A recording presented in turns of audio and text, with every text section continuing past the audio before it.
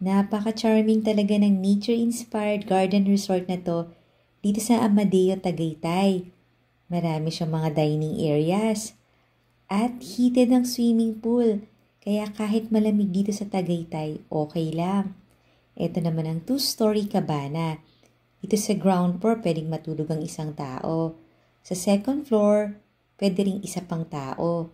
Tapos meron siyang balcony, kaya overlooking mo yung iyong property. Meron tong lot area na 824 square meters. Ang floor area nasa mga 350 square meters. Kayang mag-accommodate ang resort na to ng hanggang 40 na tao. At ang lakas ng rental dito sa Tagaytay. Marami talagang pumupunta. Ang lapit lang kasi sa Manila. Mga 1.5 hour away lang. Tapos ang lamig pa.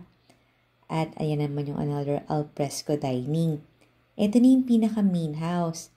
Nandito sa baba yung malaking kitchen and malaking dining area.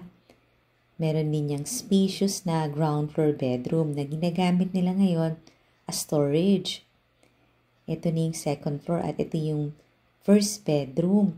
Malawak siya at rustic ang inspiration. Filipino yung theme. Mataas yung ceiling, mga capish yung window, tapos vegan tiles.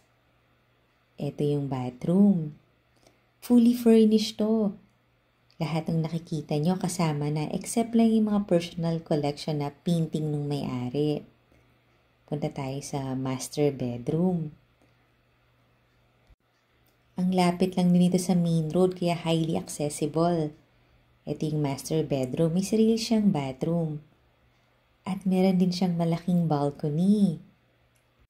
Ang sarap nga din mag-staycation dito na try namin. Ito na yung malawak mong balcony. May jacuzzi pa. Overlooking your property. Panoorin mo rin yung hosted house tour nito sa YouTube channel ng Home Search Philippines. Kasama rin sa price yung franchise ng Big Mac at Mr. Liempo. So talagang kikita ka sa business na to maliban sa rental income, meron ka pang income sa pag-franchise. Yung price and full details nasa description box below the video or nasa comment section yung link. Call me for viewing.